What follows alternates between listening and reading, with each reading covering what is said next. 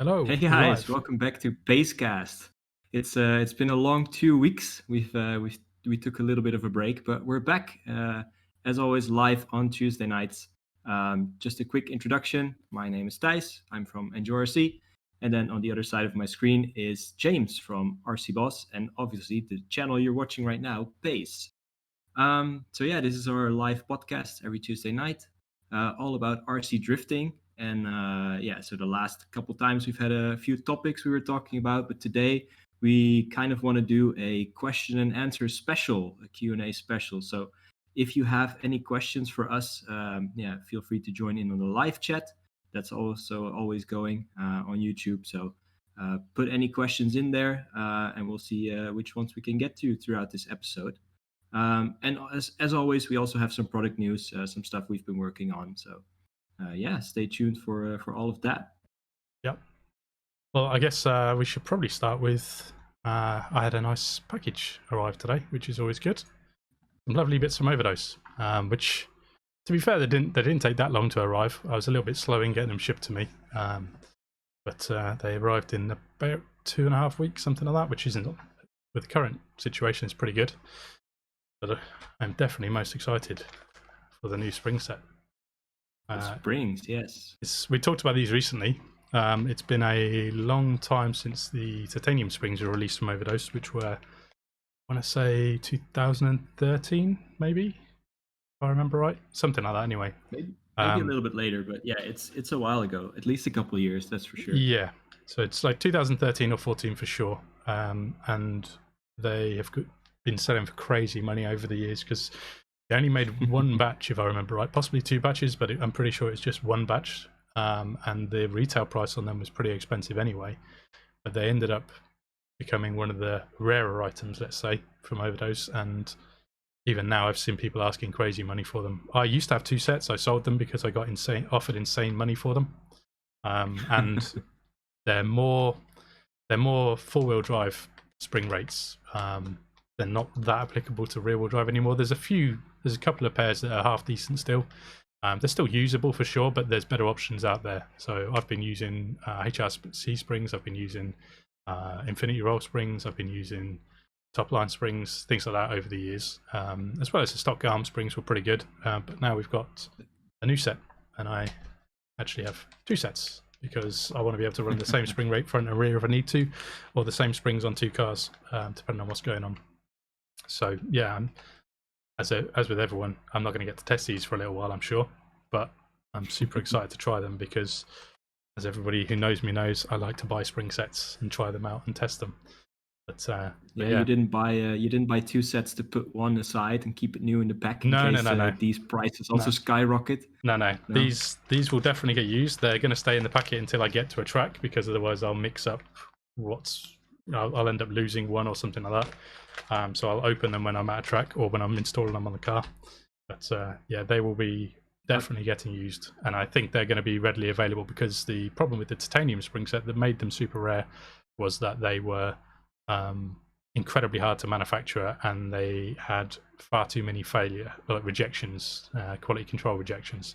So the factory that made them actually refused to make any more, which meant Overdose didn't have the option to make any more.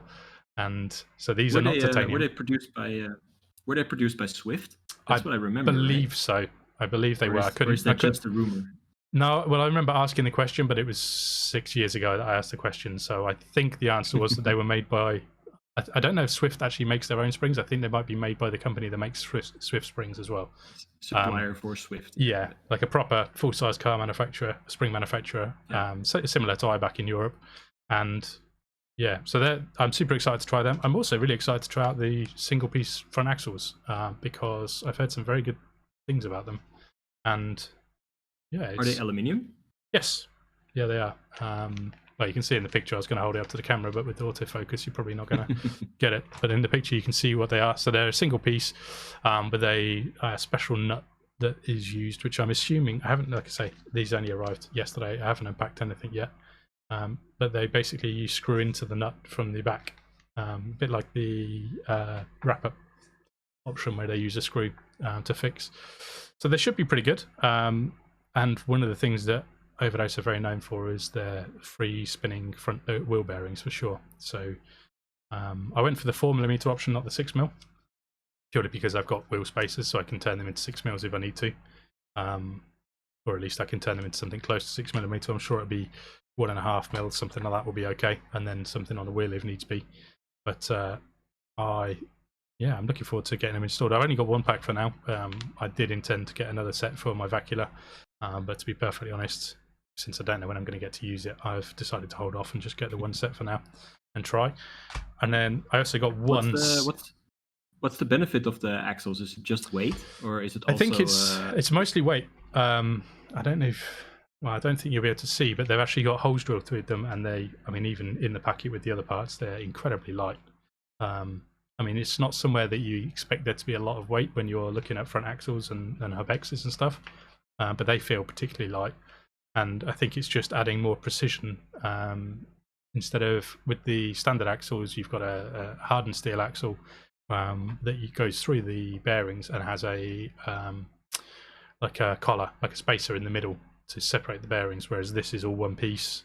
So I think it keeps things a bit straighter, a bit more precise, and just more accurate, which is obviously it's not really something that many people have had issues with, I think, but that I know from Yodo's experience that he likes to make things perfect. So this should be the perfect solution. So yeah, like I say, I'm looking forward to trying it, because I imagine this is going to be something that adds a very small benefit, like it's an incremental increase. But sometimes in the past, when I've expected that from a part, it surprised me, and it's been quite a big step up. So I think these are definitely going to be on a low grip surface, definitely more advantageous than on a high grip carpet surface, like I normally run. But I'm looking forward to trying them anyway. I also picked up a spare wheel nut for them, because, like I say, it's a slightly different option. It's M3 instead of M4. And I actually picked this up thinking you got two in a pack, so I was mistaken. You only get one. But I'd imagine at some point I'm going to drop a wheel nut and lose it. So again, I would always recommend, if Overdose sell a spare part like that, get it, because sometimes they don't restock those parts because they didn't sell too well in the first place. Like on the old, you remember the old CS front hubs they made with the cams? Those cams. Oh, this tiny little bit that you could lose. Yeah. On the, I think they were a KPI selector, if I remember right, but people often lost them. Something like that. But they never made any after the first batch, because it took them forever to sell the first batch, because people didn't need them until they needed them. And then other than that, I also got the T7Rs, the new shiny wheels that you can see there, because I like my fluorescent wheels, and I like my high traction wheels, and I like my Overdose wheels. And of course I had to get 4 packs of pink, because that's probably what I'm going to run mostly with my purple bodies. So I'm super stoked to have all that. Like I say, it's not the biggest order in the world, but since I don't know when I'll next be drifting, it's enough to tide me over. Although I think I'm going to hold off installing it all until just before I can get to a track to sort of get me excited again, because at the moment I've had to sort of forget about driving RC cars. So well, at least the wheels you can test fit, right? I mean, they'll get installed. Working on a new body shell or something. I was going to say, hopefully I'll have a new body for them anyway. So if I can get that sorted in time, they'll be on. That takes a couple of seconds, but I like to sort of with the springs and things, I kind of want to get my eye in with my old setup before I start changing stuff as well, because I won't have drifted in. Well, it's 2 months already. It's probably going to be another month from now. It'd be good to do a few laps and maybe a couple of batteries before I start changing the car, I think. Get back to the setting that was known good. So these are the Spec R wheels, right? So the high traction compound. Or the R Spec. But yeah, they are. Or R Spec, yeah. Well, let's grab one and have a look. I'll do the infamous squeeze test. But they're pretty squidgy. Good, you got some extras.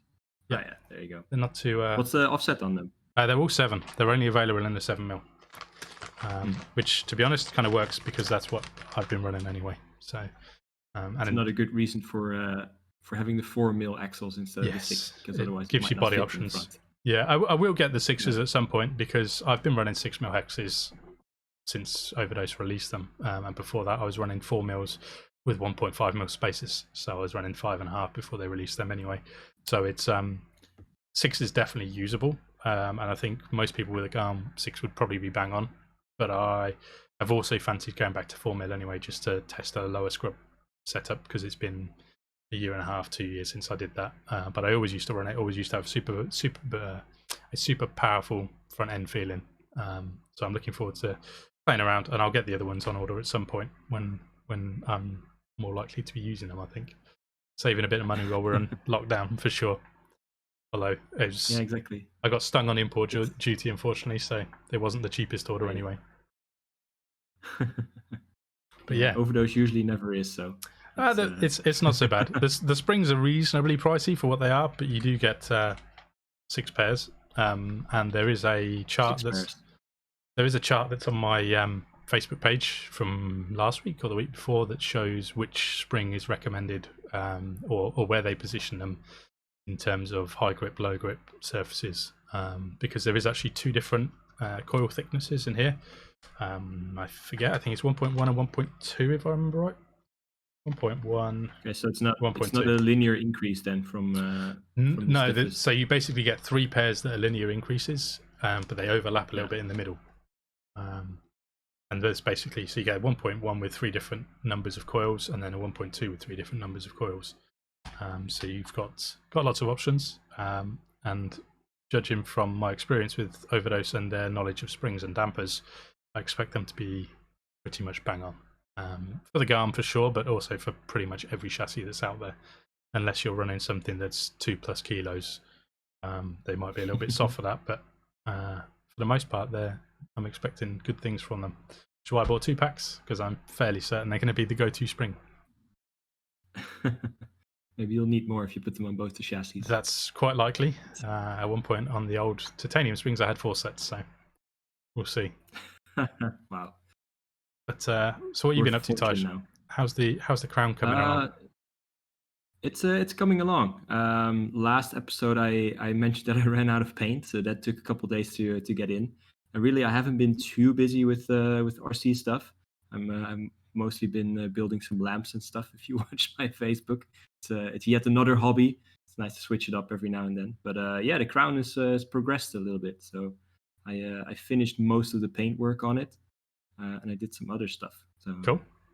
So do you want to run us through what you've been up to? Because this is kind of picking up from where we left off, if I remember right. Yeah. So last time I mentioned the using the vinyl cutter to do the masking, and I noticed we got a question also in the last week or so about which vinyl cutter I use. So the one I'm using right now is the Silhouette SD, which is an older model. I would not recommend trying that one anymore because they're super cheap, and you might as well get a newer one. So there's the Silhouette Cameo.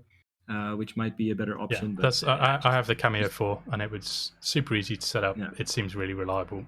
Can't fault it. Yeah, there's barely any maintenance or setup on it at all. It's just plugging it in and running it if you don't mess up the blade or the strips. But so yeah, I've been doing the masking, and in this picture you can see that it came out really, really well. Yeah, so the bigger surfaces, they were great, but for some reason on the side of the body I had a bit of an issue. But yeah, this is one of the pictures I took just to share again some tips and tricks. If you're doing a bunch of masking on a body shell, especially if you have multiple different places, and you see some little bits that need a touch up, what I always do is just grab one of my CD markers or body markers and put some arrows there. So I can take all the masking off and not worry about remembering exactly where I need to do the touch-ups, and then afterwards I can just go through all of them and so do you make a point to nice and crisp. Do you make a point to run around the whole body, like checking all the lines and all the masking and things like that, or is that just something that happens to catch your eye? No, I always do that. Yeah. So I mean, this is not the last layer of paint, otherwise maybe I would not have bothered, but since the window trims and stuff, they usually sort of make or break a body shell in terms of realism. I want to make sure they're super nice and straight. So yeah, that's why I run through all of it. That's cool, man. That's a good tip for sure. Yeah, so here you can see that the logos on the side did not turn out as well. I don't know what happened exactly, but maybe the body was a little bit greasy still. I did degrease it before masking it, but yeah, so all the lines came out a little bit messed up, and Yeah. So this took a bit of correction to make them all nice. I mean, in a picture like this, it's so zoomed in, you're gonna see every single little jagged edge. Yeah. If you see the body on the table or even on the like, especially on the track, you're not gonna see any of these little bleeds and mistakes. But I it's was going to nice to go say, through it anyway. to me that's acceptable, because you're probably not going to see that from anything further back from where the camera shot is. You know, if this is a No, if you meter put it away, on you're the probably table, not it's going to fine. notice those it might be different when it might look a bit different when it's been painted. But so have you done anything to tidy this up, or are you just leaving it as it is? Yeah, I usually just go from the back and touch it up with like a wooden skewer or something, Yeah. like a toothpick, something like that. Sort of, if you know, if you pull some paint or pull some masking from out under the tape, you have some extra paint left, so you can sort of scratch that off. Any little bleeds as well. Yeah. And then go through with a little pencil and just color in with the same paint. That's the nice thing about the airbrush paint. You can just put a little blob on a piece of plastic and just use a pencil or a brush to touch it up. There might be a picture in there somewhere as well, I think. Unfortunately, it looks like we've got duplicate pictures there for some reason. But all right, yeah. So this is the stage I'm at right now. So I did all of the chrome trims, and then the black trim as well. All the logos are painted, and now I've started pulling the masking because I'm going to go through with some 3D printing for the details. But basically, all the paintwork on the main body shell is done. The rear bumper as well. Now it's just all the little details, so the grills and the light buckets and whatnot. But yeah, it looks good, man. It's, Remind me, are the these biggest job is done. are these standard arches, or is this body mold, or Yeah. is these bolt-on arches? I can't remember how it was. No, they're molded into the body shell. Yeah, they look cool, man. Yeah, the proportions are right, which is hard sometimes for these bolt-on fenders. Yeah, and it looks. I wonder if the wheel is going to catch in the arch. But the mold lines look really crisp as well, which is good. The bumper looks very solid and straight. It doesn't look like it's a loose line. It's very sharp and defined. No, for a handmade mold for a body shell, it looks really good. Most of the details are really spot on, much better than all of the other Pandora and Tetsujin and all the other bodies that come from the same place. Basically, look. So I'm pretty happy with this one. Yeah, man. It looks So yeah, awesome. these are the logos. So especially the ones on the top, they came out really well. So that's nice because those are the ones you actually see the most when you're standing above the body shell or when you're driving down the track. Yeah, it came out pretty well. So I'm happy with it so far. I've got a question from chat about the color. They're saying, what is a white color? Pearl, did you try metallic white? I guess what kind of paint are you using? Which is it, metallic or is it? No, in my case, it's just plain old white. Yeah. I'm using all Vallejo paints. Is that because you've done it because it's a police car and they've just got basic, or is it because you didn't want it to be fancy, or just because it's what you had? No, I like I mentioned in one of the previous episodes, I wanted to be as screen accurate as possible. And the original car is just plain old white. Yeah. It's that simple. Plus, it makes painting easier because it's such a simple color to put down. Yeah, that sounds good. Same with the black. Yeah, and here you can also see the chrome trims. I actually also found that the chrome that I always use, it's Alclad 2, specifically for Lexan, and it's perfect. Like it becomes a mirror finish. They also do a gold version, so I ordered one of those too. So okay, maybe that's something to try in a feature. So you definitely need to make a Lexus soon. Yeah, exactly, with the gold trims or Mercedes. Yeah, that's cool, man. I didn't know that. I'll have to get some on order. Yeah. Yeah, so here you can see the roll cage, which is one of the first things I've been 3D printing. I also did all the hood pins and like the little quick release clips, cool. But they're so tiny I cannot really show it in the picture, so I'll wait with that until the body's finished. But I started with the cage. So here you can see the gusset and the part of the cage. Basically, I'm gonna do it in multiple different pieces because you won't see the entire cage anyway. No. And this way you could fit them to other body shells too, so you can sort of move them around, and it's cheaper for printing too because the parts are smaller. But this is just a test version. If this works out and the geometries are right, I'll do a more detailed version where the gussets are a little bit better looking. A little bit more detail. Maybe So put some welds on there as well. that'd be cool. So when do you think you're going to get to print these? I ordered them today, so Okay. I hope my colleagues will do a good job and I have it hope ready it's for me being printed by now. next week. Yeah, exactly. That's cool, man. So yeah, It should look let's see how awesome. this comes out. It's interesting because I've never really done cages in cars because I tend to find that they're either a bit too heavy and bulky, or it takes a lot of effort to make them look good and not too Yeah. thick or too chunky. Or whereas this, yeah, I never really thought about just printing a couple of parts and sort of giving an illusion of a cage rather than actually having a full cage. Yeah. Do you think you'll Yeah, do I just want to the do the downward visible struts as ones. well off the back?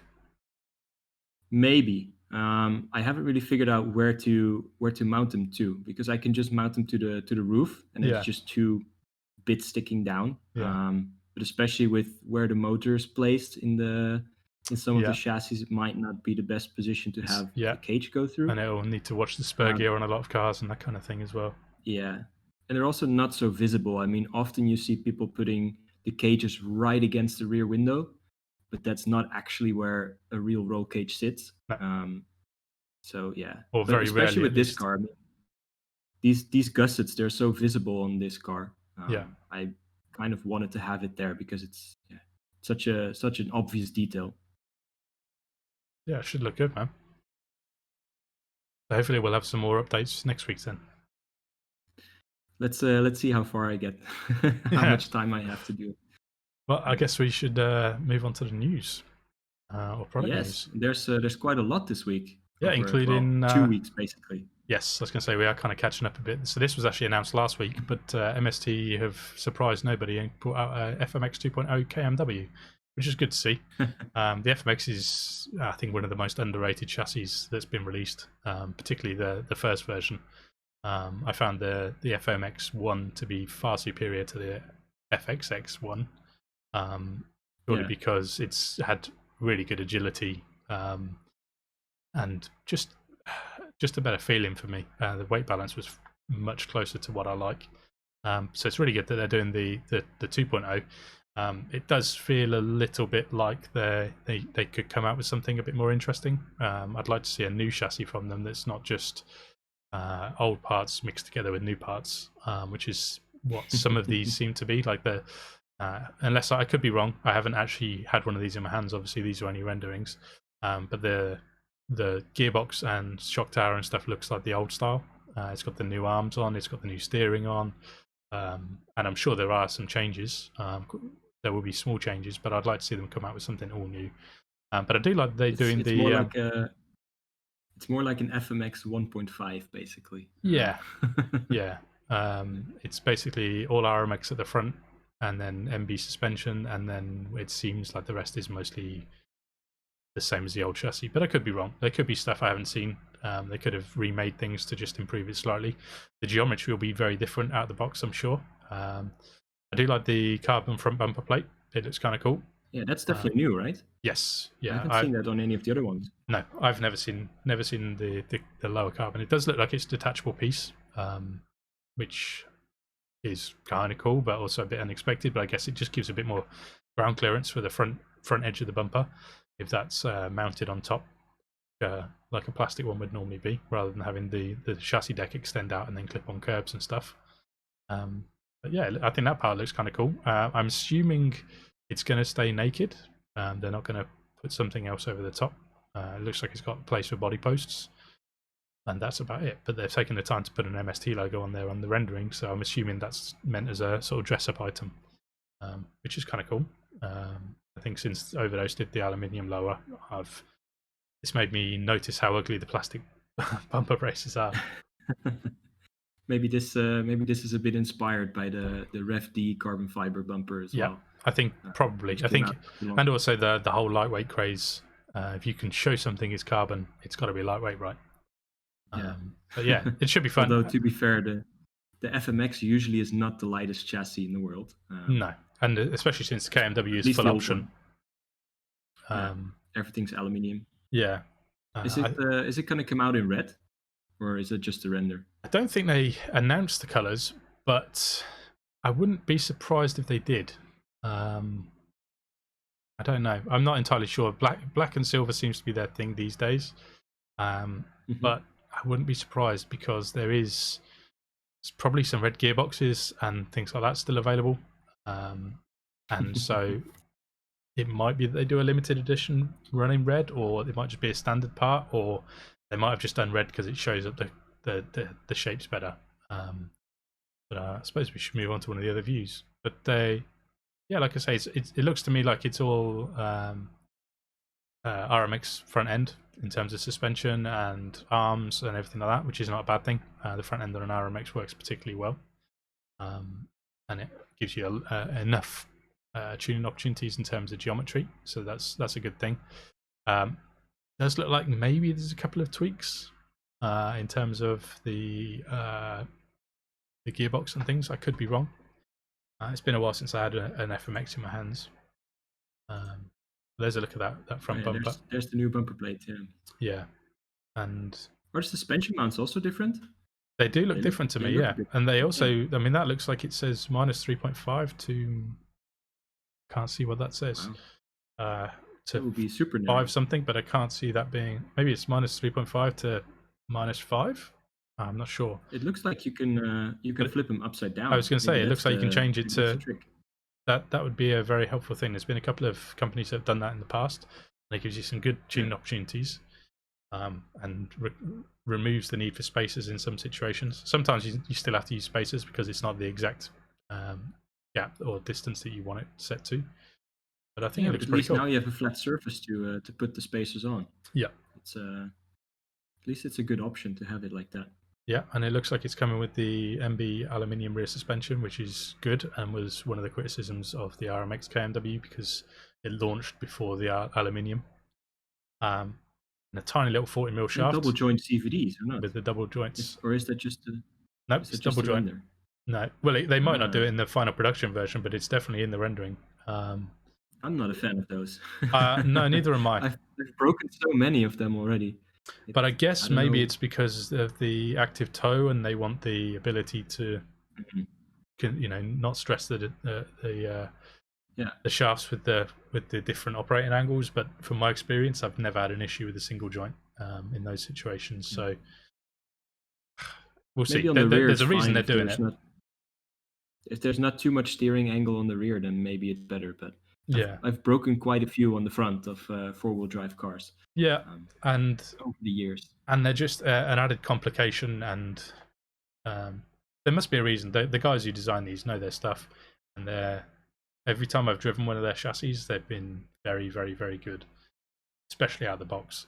But they're always designed for pretty high-level drivers, in all honesty. Like the guys that run these are very, very high skill, or the guys that design these are very high skill drivers, and they really know what they're doing. So there's a reason they've done it, which might become more apparent when the final release is out and people start to get hold of them. Could just be for a maintenance thing, or it could be because of an option that's becoming available or is now available. But it will be one of those things that I think we'll work out later, because there's no reason for that. This is more complicated to make than the standard one, and it might just purely be because they wanted to use particular kind of stub axle, and using it, maybe it's a smaller diameter, and using it with a traditional dog bone is not ideal. But either way, I don't even know that this might be the same setup that's on the standard MB, but I haven't actually run one myself or built one. But I don't recall seeing this before, so someone in chat will probably correct me. Yeah, but the old FMX was a great chassis. Indeed, yes, like you say, a bit underrated maybe. Yeah, for sure. It's far more competitive than the FXX, at least in the terms of competing with YD2s and RMX2s. But yep. Well, I'm curious about this. When I drove the owner of MST's FMX one before launch when I was there in 2016, and it instantly was one of the very best RC drift cars I've ever driven, which you'd expect from the factory to have an incredible example perfectly set up for the home track, but it completely opened my eyes to something I hadn't thought about in terms of setup, which was mid-motor, and from then on, I was pretty obsessed with having one. So as soon as I could, I built one, and I absolutely loved it. But like you say, as soon as you start doing competitions, or as soon as you start doing something where a bit more speed is required, or something like that, which back in 2016, 2017, speed was a lot more important than it is now.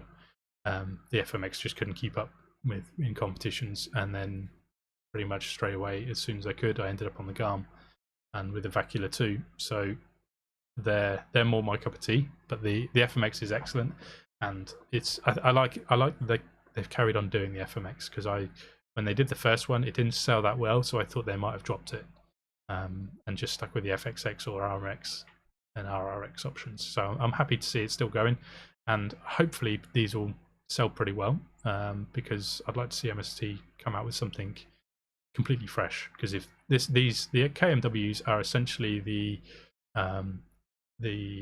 VIP version, It's what these days. the VIP used to be, right? Yeah. So they used to do all the VIPs. They've replaced them with the KMWs, and the theory behind KMW is the initials of the three designers there, and it's sort of them putting their name on the chassis, and that's them endorsing it, saying they're really proud of it, and this is as good as they can do, essentially. That's some nice MST trivia right there. Yeah. For anyone who has one and wonders why it's called KMW. And also, the older VIP chassis usually did not have all of the options, and I think the KMWs come with a lot more. Yeah, which I think is why they're higher in price point. It's why they dropped the VIP for sure, because it'd be confusing if one of the VIP chassis was available with full options and one of the VIP chassis was only available with most options, or 2/3 of options, or whatever they were. But it'd be really interesting to see where they take the idea of the KMW stuff. I'd really like I say, I want to see them start fresh, and just throw something completely new out in the world, or do an RMX3, or something like that, which will be sometime, I'm sure. I don't expect that to come out this year or anything like that, or even be announced, because there is nothing wrong with the old chassis. But yeah, it's been a while since I've seen a completely fresh chassis from them, so I'd like to see it for sure. It's funny, a funny comment in the chat about hoping that the screws won't stick out of the bottom, like with the the plastic version of the FXX 2.0. I would imagine that probably that will not be an issue with the carbon fiber decks, but I would definitely expect there to be something well sorted for them. And a comment from Balka mentioning that there's no carbon battery tray. No, I didn't even spot that, so good spot. That might be because it's going to come with a plastic battery tray, which is probably the case. It might also be because there's a new battery tray coming, which I don't know to be the case. I'm speculating, but it wouldn't surprise me if there was a new battery tray in the works at some point from them. So that could also be the reason they've used a placeholder, because you'll notice that obviously the motor and the servo and battery, they're just placeholders to show you where they'd go and how it's designed to sit and everything like that. So it might be that there's another part in development, because especially with the front bumper, it'd be cool if they did another carbon battery tray. I think it would look very cool. Yeah. I also noticed that this would be nice.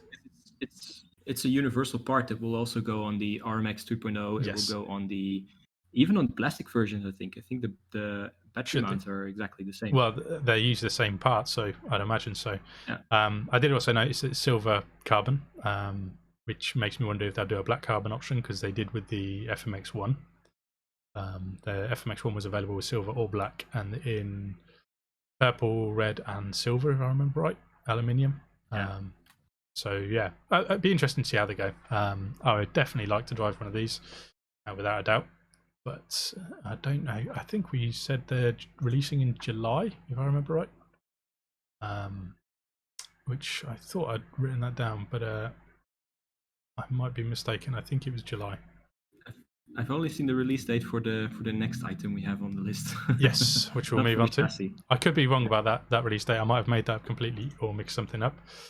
But this is the new MST BMW D92, which is very cool to see. It's quite familiar look, quite familiar shape to most RC Drift fans. And probably also very welcomed by a lot of people. Yes. Apart from those that are currently selling the Yokomo Vertex body for crazy money. But everyone else would be very happy to see it. I mean, I haven't looked at it good enough to know if it's exactly the same or if it's just the same body kit. Um, It looks very similar, but I think it's definitely the same body kit. I wouldn't want to guess whether it's exactly the same. I assume it's not the same mold. I assume it would be an entirely new mold, so shapes might be slightly different and things like that. But it's essentially the same design, same body kit. I had a quick look earlier, and all the vents and everything like that seem to be the same in the same positions and all that kind of thing. So it's good to see. What isn't clear is whether this is going to be available as a clear body or if this is going to be an RTR body. But I assume from the fact that they've announced it with its widths and everything like that, it's going to be a body that's available on its own.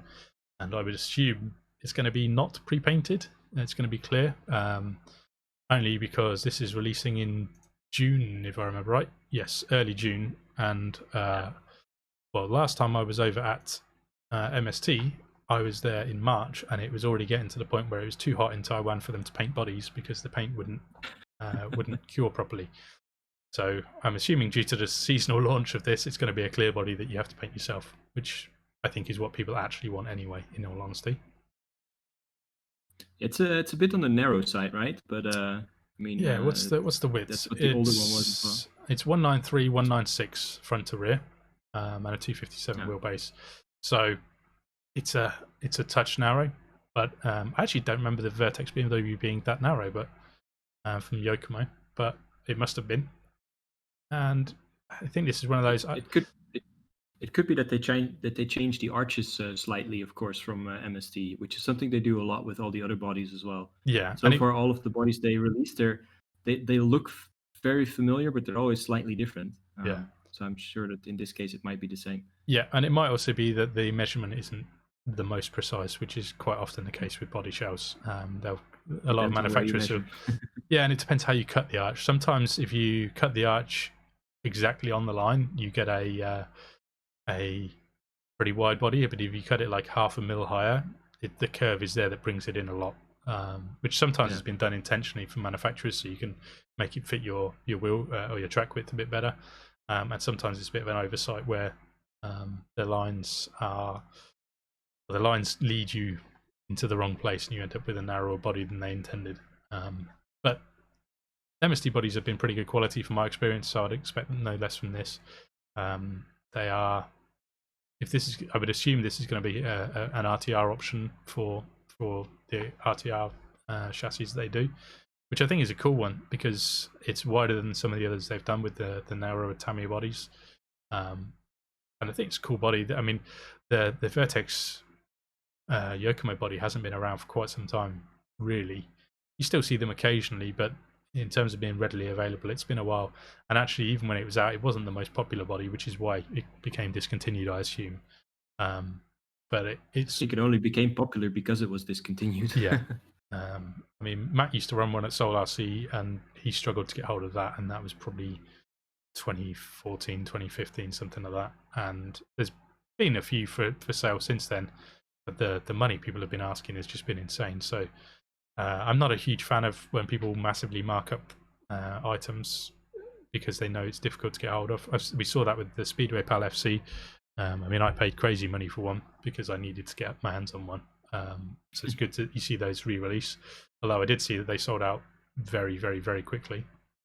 But anyway, back to this. The back is what made it. This is actually the view that made me realize it's the same shape as the Vertex from Yokomo. But it's a pretty cool look. I'm not so sure on the fake exhaust stickers, but I think most people will just cut those exhaust holes out and actually have proper pipes on there. But it looks very good to me. It's good proportions. Pretty much always an option anyway. Yeah, and I like that they're doing the tint stickers, which I'm not always a fan of using, but I like the fact it's got the heater wires in. It does look pretty good. Ducktail spoiler, I don't remember being available on the Vertex, but I could be wrong. No, that's one of the things that MST always changes. I mean, they have the Civic body, which is the same as the Tamiya, but indeed with slightly different arches, and it comes with a bunch of extra plastic options. It's the same with the Jimny for their crawler chassis. Again, same body or based on the same body, but with a bunch of extra plastic options like a snorkel and other details. And I think here they might have done the same. So I think this spoiler will be a new item. So it's also cool if you have a Yokomo, you have something to play around with and have some extra options available. Yeah, I'm assuming the spoiler will come with the body itself, but it would be Yeah. cool if it was an optional extra. Yeah, but if Like, someone's not using it, I mean, yeah, or I think most people, trashes their RTR body. anyone that puts a big wing on won't be needing that. So yeah, it'd be very cool. So it'd be interesting to see. I don't think they've announced the price on it yet, but it'd be interesting to see when they come out how popular this becomes, because it's an older BMW now, but I think it's a pretty good looking body. It looks pretty chunky. It looks pretty mean on track, and they look very good when they're very low.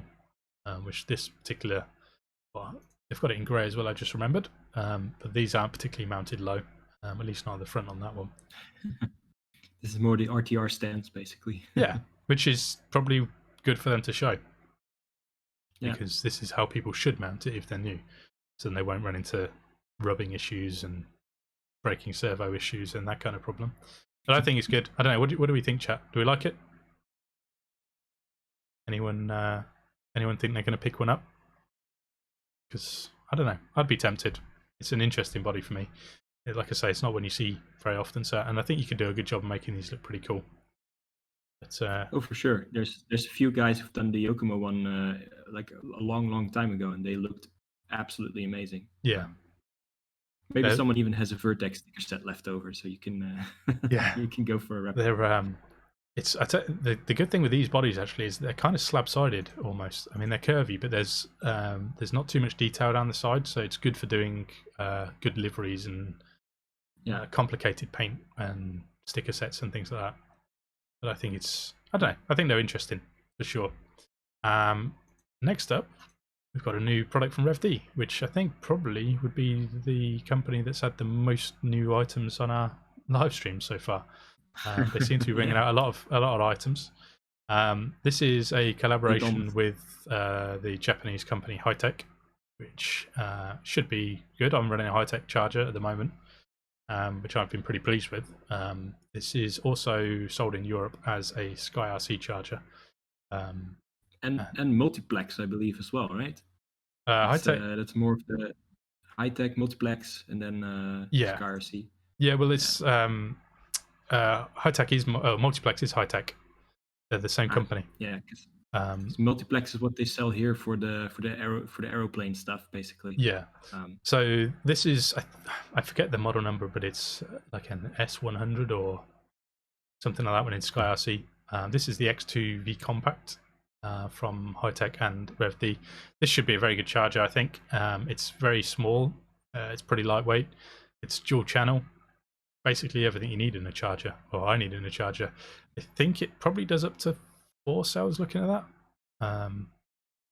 But it does enough. It would cover most people for sure.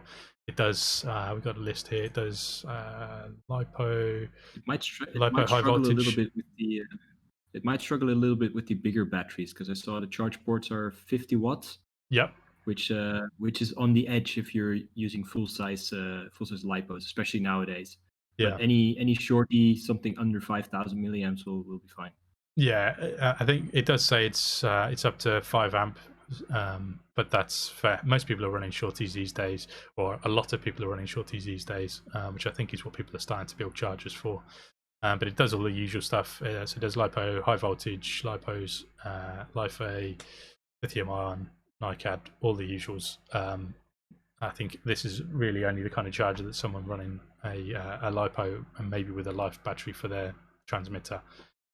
Everything else, I don't know anyone still running NiCads or PB lead batteries. Like, it's good that it does it. I don't know anyone that will actually use it. It's got 10 memory spots, which is handy for when you've got a couple of different batteries. It saves you having to like scroll through and change all your settings. You can very easily just flick around. And I think they didn't mention what when it's released. I thought they had, but yeah. So there's the RevD AC X2 V Compact, which I think, like I say, I think should be a pretty good charger. I think it's not going to be anything earth-shattering, and I think people in Europe will probably find it's much cheaper to buy the Sky RC version, because they're all manufactured and sold under various different brands. I'm sure there's probably the big advantage might be that one of the shops that actually carries Rev D Yep, stuff already will have it, while they definitely, might not have any Sky RC in stock. I definitely. mean, there's not too many drift-related brands that have chargers or batteries or anything like No, that. so it's kind of I think just show them. it might add a few distribution options. Like I say, they haven't mentioned price, but I would hope that this is going to be coming at the same price as the Sky RC option in Europe. There's a chance it might come in slightly higher, but then most of these things are already being shipped from Asia, so hopefully it wouldn't add too much to the cost. But we'll see. We'll see how they go. The high tech that I've been running has been very good. I've been very happy with it. So far, it seemed very accurate and very high quality, and small and lightweight, which is kind of what most people are after in a charger at the moment. So that's kind of good to see. Might be the perfect addition to an RTR kit if you're buying one from a drift shop. Possibly, yeah. I think maybe this has been a dual channel. It might be a bit pricier than most people with RTRs are looking at. But this to me is a good option to put in your pit box. If you're like me, I got a bit sick of carrying around a huge charger. I had a dual channel, but the Sky RC option, I think it's a D200 with the soldering iron, and I never used the soldering iron, and so I was just carrying around a really weighty big charger. And particularly when I was going on trips overseas, I had to carry it in my luggage, and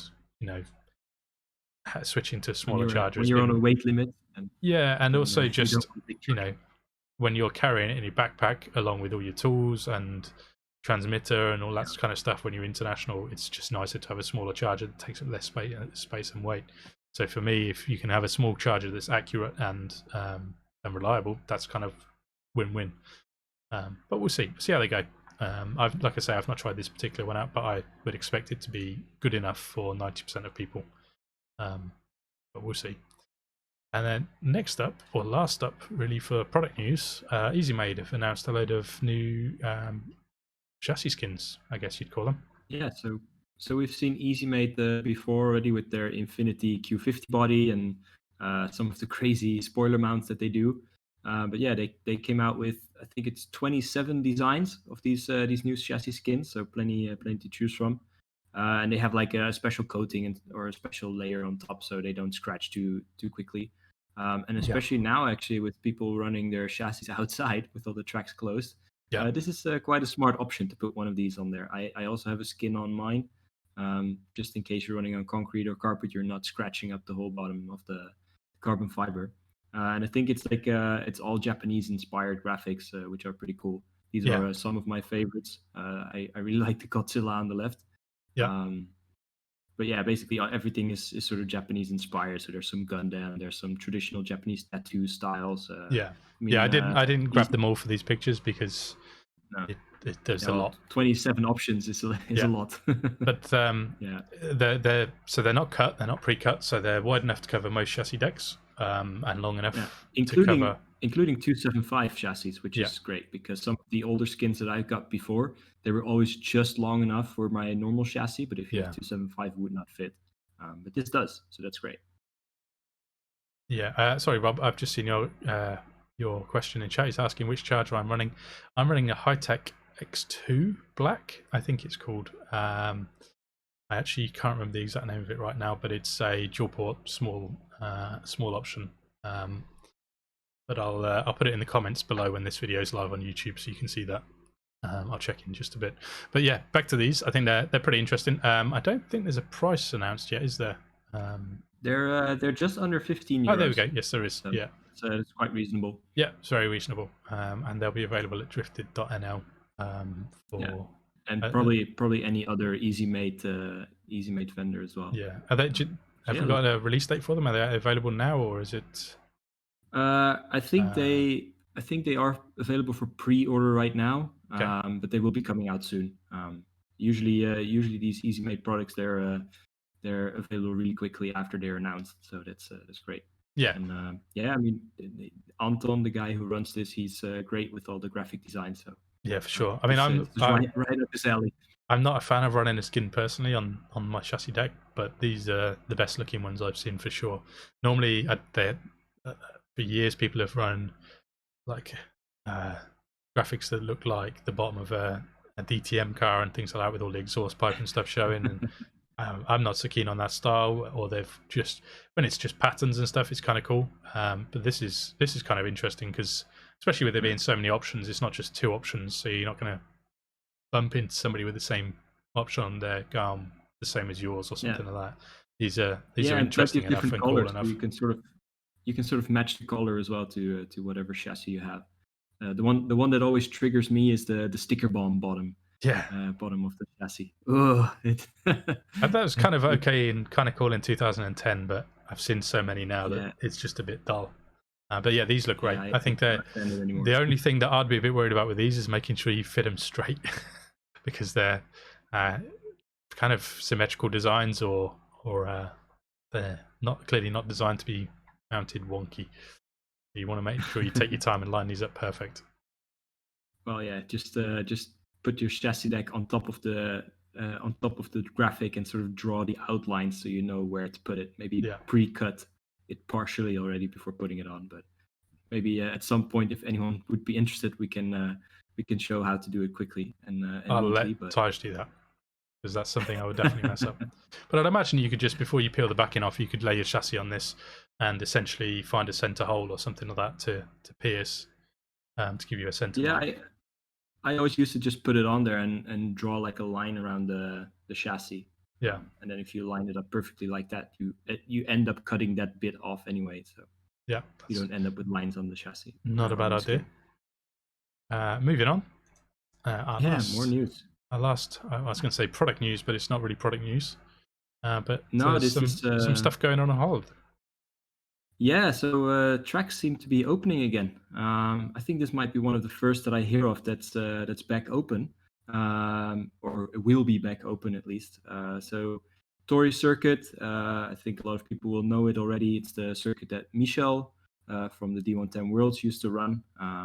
Basically, it's transferred over to Arno and Perry and maybe a few other guys as well, as Michel stopped doing this. And they've been playing around with it, trying to renew it a little bit. So they have a reopening event from the 4th until the 7th of June, and they've been pretty smart with how to get people into the track or onto the track. They're using time slots. So basically, they have 3 different time slots throughout the day. So either morning, afternoon, or evening, and then you just reserve one of those slots. And I think it's 10 people max per slot. So you have plenty of space. Everyone can keep social distance, but still be able to drive a bit on an RC track, which has been a while for most of us. Yeah, and I suppose that's also a good way of doing it, because it means if they're limited to 10 people, you can essentially allow 30 people in, just using the different slots. So you're not just keeping it restricted to 10 guys that book all day. So it's kind of cool to give people an opportunity to run that otherwise might miss out. Yeah, exactly. At least this way, a lot of people can still get some practice in, especially if you're doing multiple days in a row. There will probably always be a spot available. I was looking for the Saturday, but it's already booked. Yeah, and I have to work the Sunday, so for me it might be tricky. But let's see. I kind of want to go out there and drive again. But yeah, they also have a new layout, new track layout. It looks pretty interesting. You might have been watching our video on track layouts, because it looks very similar to the. Basically what do we call it, like the base base track layout, but most importantly it's got a straight on, which is good. Exactly. Very good. So yeah, and there's a bunch of other stuff. There's new merchandise, new website. So I think they're not done with renewing everything yet, but let's see what this year will bring. But yeah, cool. I'm excited to see what will change. Fingers crossed they can do a good job. I think be good to see things kicking off again once we're allowed to get the tracks reopened. And I think everyone probably needs to make sure to put the effort in to support their local tracks for the foreseeing or upcoming few months, because they've all struggled a lot with the closure. UK tracks have had a good bit of assistance with Dale Clements from Asbo RC. He organised a raffle that raised about £5,000, I think, for the UK tracks, which definitely helped out a lot, because I think some of them would otherwise have had to close. So we've had that going on in the UK, but I don't know if stuff like that's been happening outside of the UK. And so when your local track opens, make sure you head down and give it some support. because I can tell you from personal experience, if I had to close a track for this amount of time, it'd have been very tricky to keep it or to reopen it afterwards. So even if you can't drive, even if you don't have time, maybe pop down and buy some merchandise, spend some money in the shop if it's a possibility for you, or just be sure to share their events on Facebook and make sure that people know that they're reopening, because a lot of people have stopped looking and might not know when things are quite well, when the tracks are reopening at least. Because for a lot, I think it might be after everything else.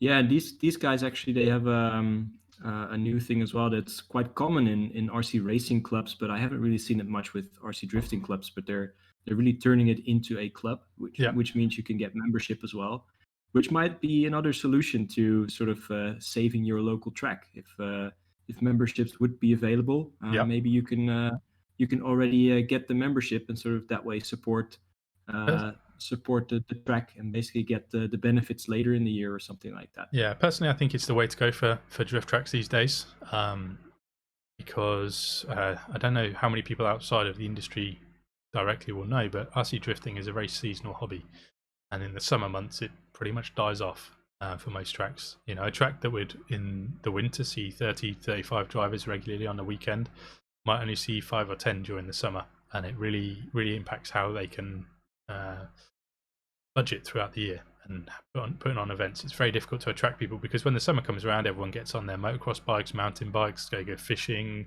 they take their kids away on holiday. Yeah, and tracks go from being absolutely rammed to completely dead in the summer quite frequently.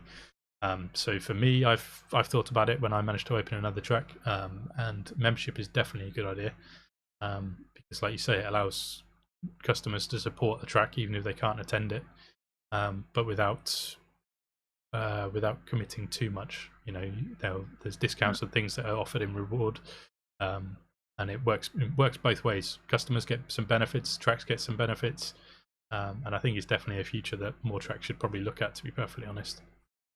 Yeah, and even for the future of a track, it might help. I mean, often you have issues with renting a location, maybe a city council that's being annoying about the way you're using the property, if it's not exactly meant for recreational activities, but it's for retail or something else. And in this way, you can actually show, look, we have X amount of members. We're an official club. Maybe it also means that no one's financially responsible by themselves. It's a good way to do everything. There's also, depending on the country you live in, there's also benefits that are available if you're a club with members, in terms of tax-free grants and things like that. It does sometimes complicate things, but it's definitely worth looking into for clubs. And I think many more tracks and clubs will do the same sort of thing after this lockdown period, because, like I say, it's been very tough for a lot of tracks. So anything that can give them a bit more security is definitely going to be needed, because the thing that a lot of people forget is track owners put a lot of money into tracks to get them set up and to keep them running, and most of them aren't doing it as a business, they're doing it for the passion. So obviously I'm sure everyone does support their local tracks, but if just in case anybody needed a reminder, now's probably the time they need it more than ever. The same as a lot of people, but moving on, there is one other thing to mention that is just a very small thing, but this live stream is now available as an audio only podcast. We had a few people asking us about it, so I went through last week and I added all of the episodes. It's now available on iTunes and Pocket Casts, and as of earlier today, Spotify, although it may take a few hours to show on Spotify. So if you need something to listen to on your journey to work or while you're on a run or something like that, you can now listen to it. We've worked a bit on the audio quality, so the first few episodes, it's not so great, to be perfectly honest, but we've made a bit of effort and fixed some technical stuff to hopefully improve things.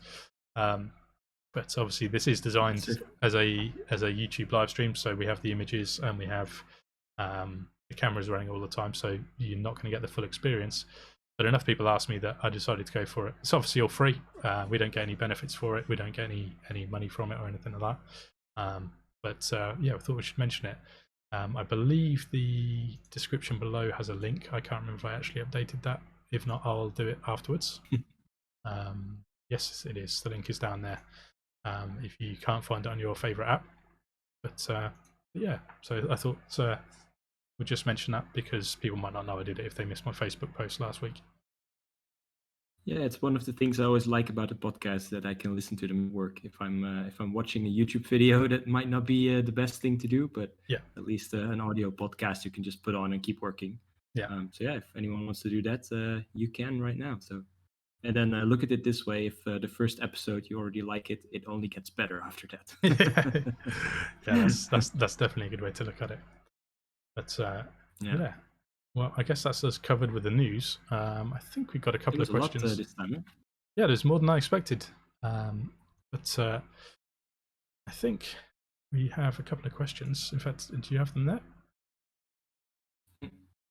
I do, yeah. So we have a couple questions that we thought we'd open it up today to get a few questions in that we could answer, because we regularly get the questions in, but we thought we'd maybe do something to try and get a few more come in advance so that we can have some answers prepared for you guys. Maybe we can take the first one out of the chat already, because I saw one pass by and we didn't go for directly. But someone asked us about what we think of the Fijon FJ9 chassis. You know which one that is? It's the Bulldog.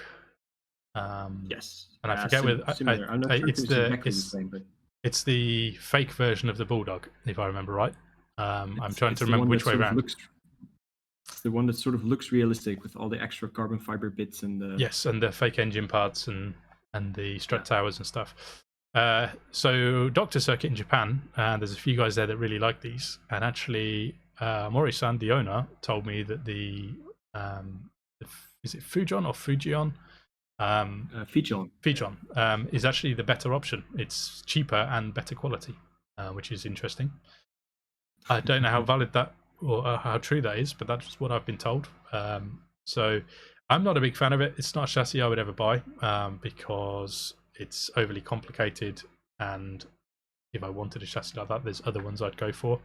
I would personally rather go for even an FXX or an FRD personally, because they drive better from my experience.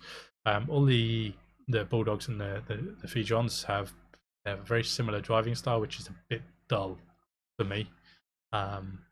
There's a few limitations. They have to be hacked to pieces to make them work well from what I've seen. Not badly, just out of the box they don't work great. You've got to grind some bits away and swap a few parts out and things like that. But I think I would rather have an FRD. I'd rather have an FXX. If you wanted something front motor, and I forget the name. There was another McPherson straight chassis that came out as a limited edition last year, and I forget the name of it, from Japan. It was I forget the name. I'll try and remember it and come back to it. But yeah, for me personally, I've never driven one, so I've no idea about how it would drive. Looking at it, indeed, to me, it seems a bit overly complicated, and it might be a bit outdated too. If I would go for something that looks realistic as a chassis itself, so it has sort of suspension that mimics a real car, so McPherson struts up front. I also want something with a solid axle in the rear. Just so I could put Corolla bodies or something like that on there. To make it drive a bit worse, but be more scale and fun. There we go. Rajamani, that's the one, Rob. That's the name of the chassis. So either go all the way with it, or or not at all. But I mean, I've heard good things. Apparently, they drive a bit better than you would expect if you look at them. But yeah, it's probably not really my cup of tea. I'll give you one tip for setup on an FJ9 if you decide to go for one, if you haven't already got one. Run the front suspension so soft that it drags on the ground and lifts on throttle. That's the only way they work, in my experience. Basically use extreme weight transfer. And the ones I've driven... on carpet? I wouldn't recommend it on carpet, for sure. You'll end up with the front weight on these, you'll end up chopping the carpet for sure. But yeah,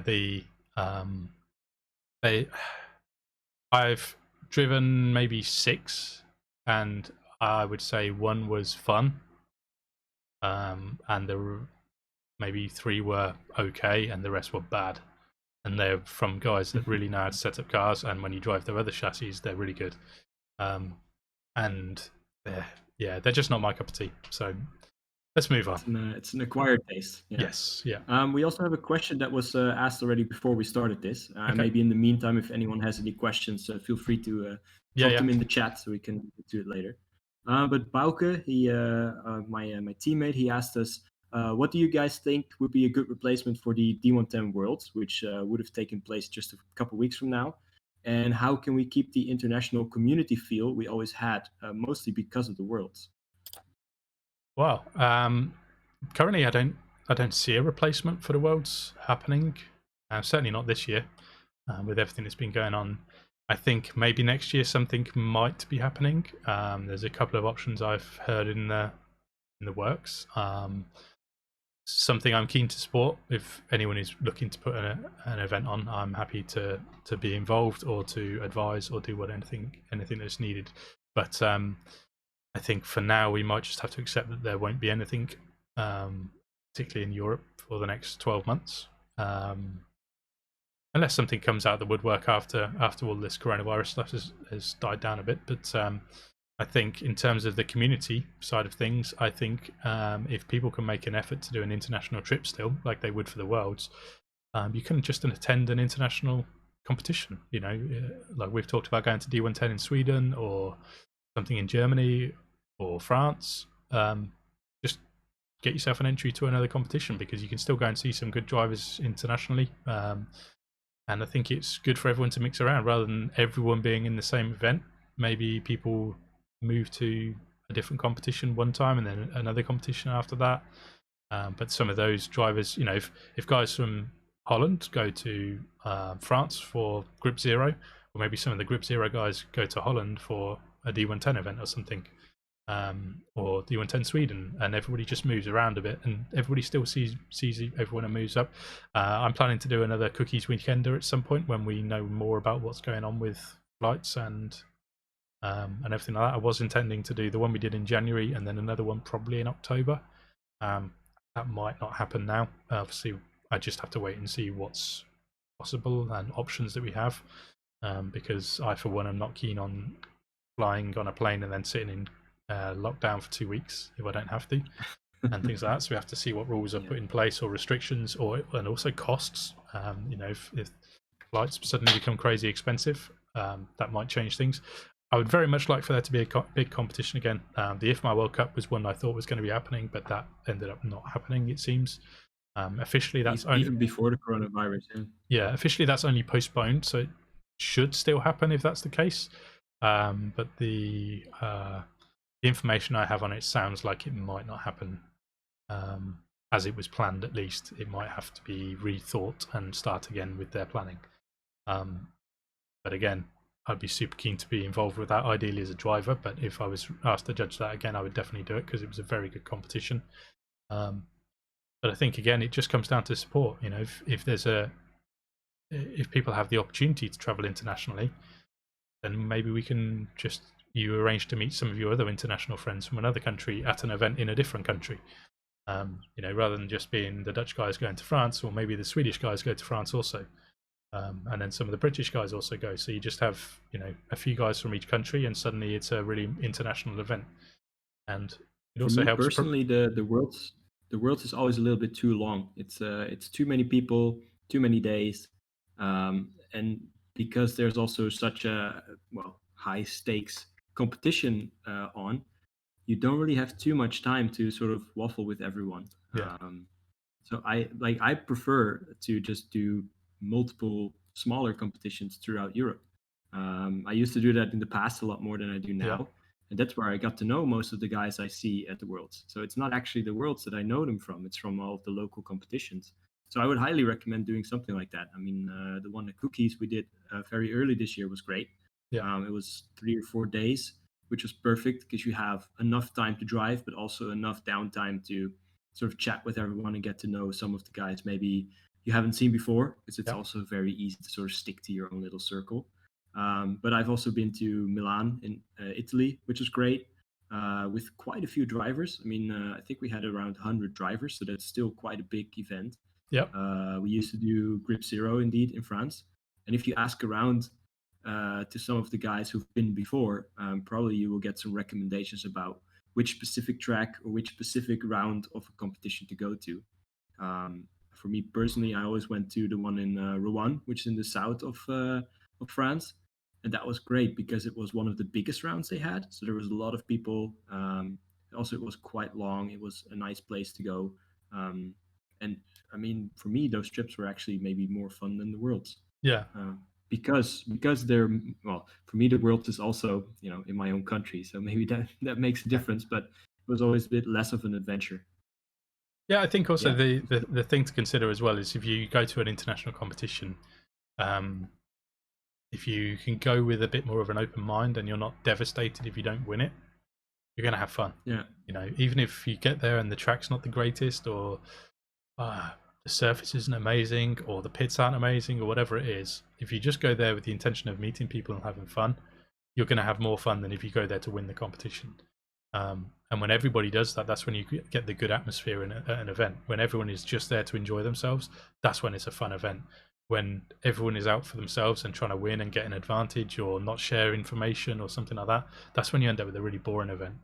And that's generally why the Worlds is so fun for people, is because they're meeting up with people that are putting the same level of enthusiasm and fun into it. And actually, there's only really 5 or 10 guys there that are there to win it and push to win. And even then, most of those guys don't really care if they win it. They're there to enjoy themselves, and you'll find most of them drinking and smoking and having fun over serious practice. So that's I think what makes the World so special. But it's not that hard to attain. It's difficult to do a competition of that level on that event, on that scale. I mean, that's the difficult part. But in terms of getting people together to have fun, as we proved in January at Cookies, it's not that hard. You just need to get people together with the right attitude. That's all it is, and that love the hobby as much as everyone else. Yeah, and then sort of also try to figure out if there are some people actually traveling at the same times or at the same flights or the same routes. Grab the same hotel, so that after the event is done, you can still hang out, have a beer, Yep. go for dinner together. Yeah, That's and also usually what makes it a big bonus as well, just to get a little bit more practical on that note, is if everyone's staying in the hotel, well, it makes it easier to arrange travel arrangements. Quite frequently, you'll have a single person coming from a country on their own, and they can't really afford to hire a car or, get themselves from the track, from the hotel to the track too easily, unless it's literally around the corner. I mean, even in January when we got to the airport, there was 6 or 7 of us, and we rented a minivan, and it made it much more affordable for everyone. And then it also made it really easy to go get some food and shopping and things like that. It just straight away became something that was just not difficult. So yeah, if you can get a few people to go to an event, it doesn't even need to be a big event, in all honesty. And from my experience, going to practice days or just fun events is way more fun than going to a competition, and it's much more rewarding than going to an international competition too. But in terms of high-level international competitions, what we need to hope for is that somebody pulls something out of the bag for next year. And like I say, if anybody wants any advice or support or anything like that, find me a message and I'll see what I can do.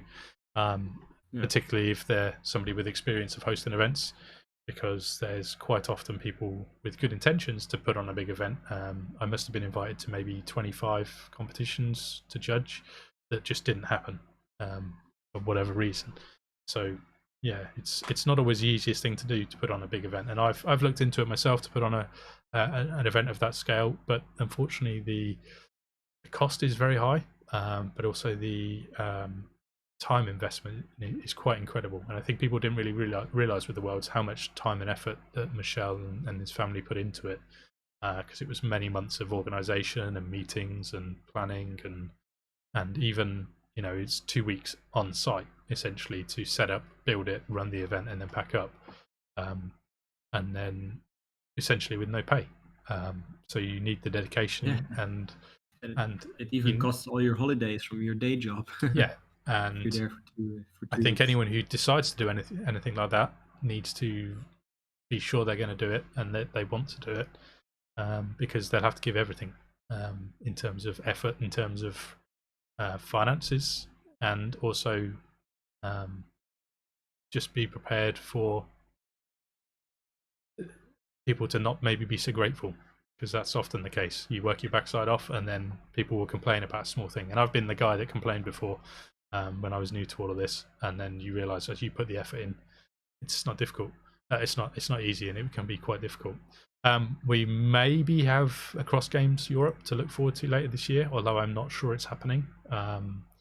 Partly because of coronavirus, and partly because I think Vicky's was talking about maybe taking a year off doing it when I saw him in October. But that was a very fun event. That was a very good competition. I think maybe this year it's going to be pretty tricky, to be perfectly honest, with everything that's going on. So again, maybe that will slip till next year. But the bonus of that is, if nothing happens this year, hopefully that means lots of things that can happen next year.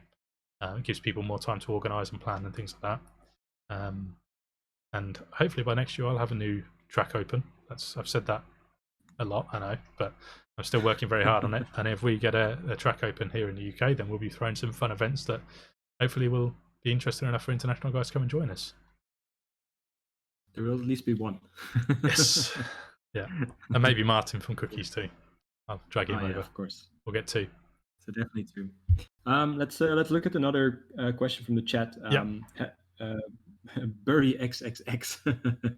It's funny, now I just see nicknames.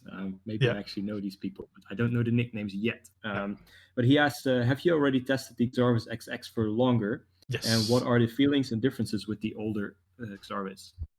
So the Jarvis XX is all I'm running now, and I actually now have 3. So this is my spare that is ready to go in any chassis that I decide to get up and running, or if I have any problems. The XX to me it's more finesse, it's smoother, it's significantly more powerful and more responsive. It's basically everything that's good about a Jarvis, but turned up maybe 10 or 20%. And the more I use it, the more I like it. It was a little bit awkward when it first came out because I had problems getting it to work properly with the Futaba system.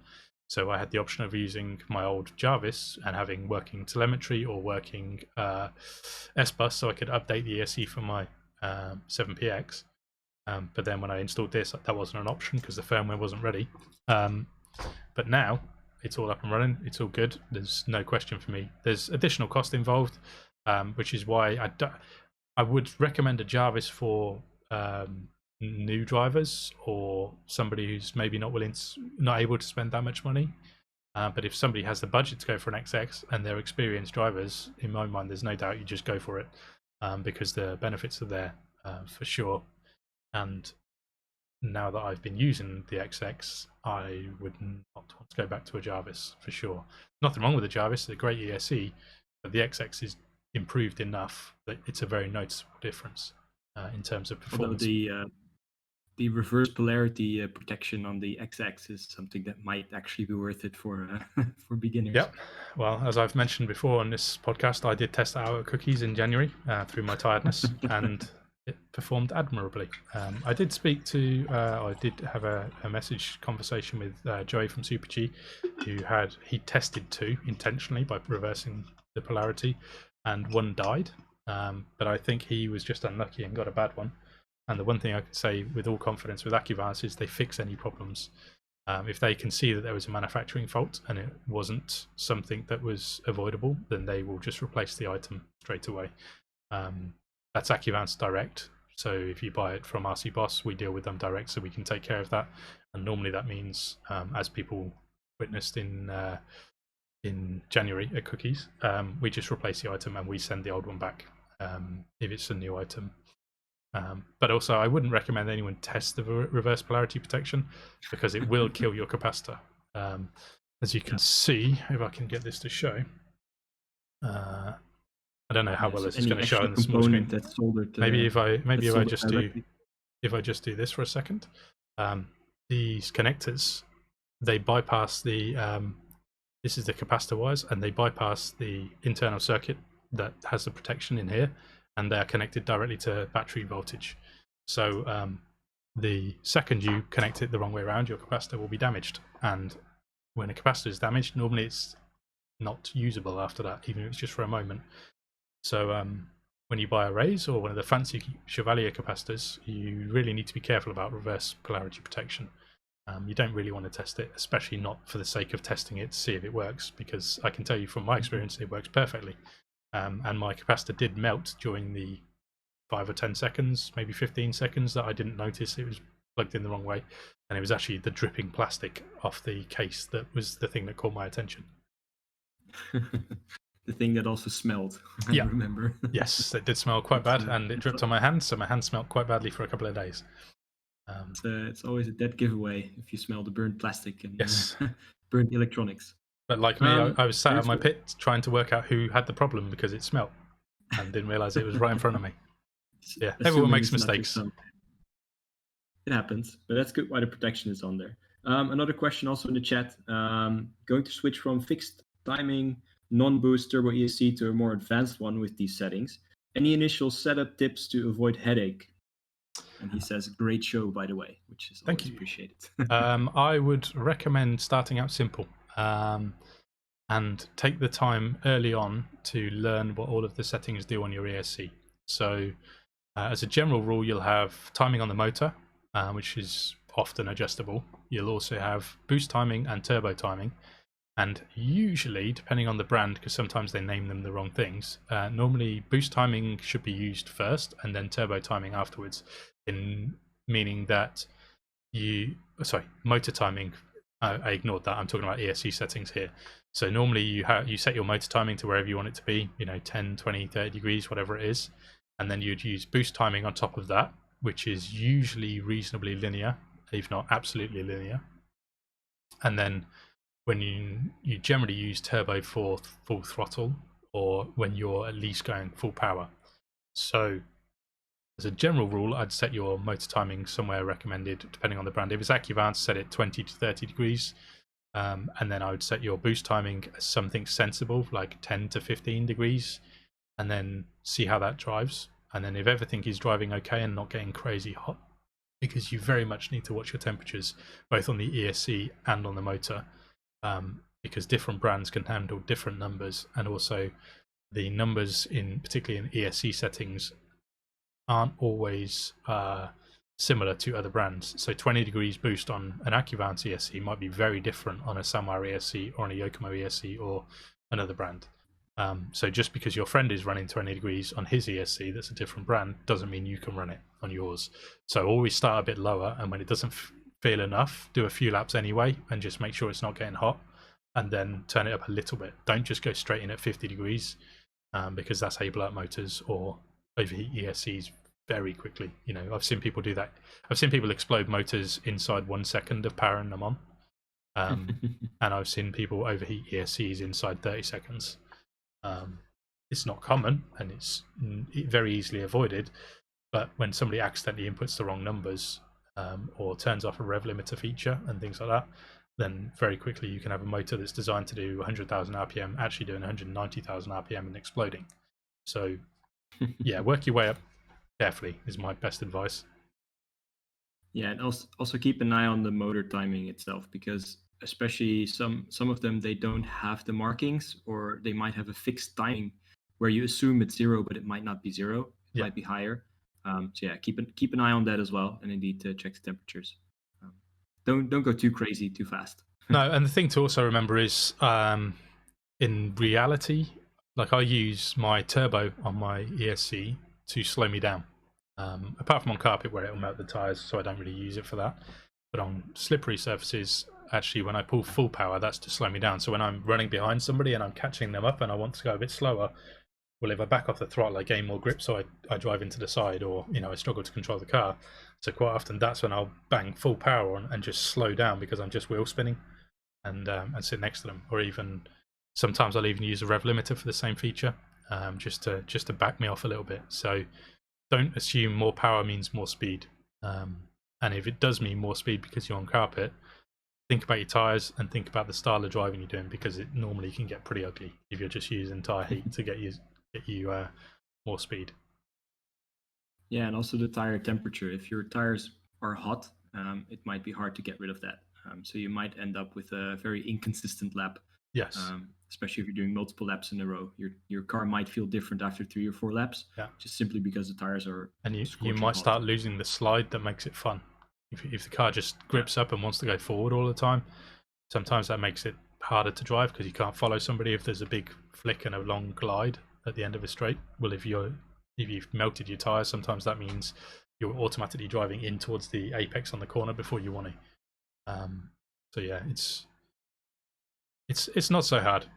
Just like I say, check temperatures regularly, and also, as boring as it sounds, read the manual, because sometimes things are different on different brands, and it can potentially cause you big headaches if you don't know what you're doing. If you've made an assumption that one brand works the same as another one. Decent ESCs come with decent manuals, so take the time to at least glance, read through it. Make sure you calibrate it as well. If you've changed into a new ESC, you'd be amazed at how many people don't calibrate their ESC and then wonder why they're not getting full power. And it's because the ESC doesn't know where full power is.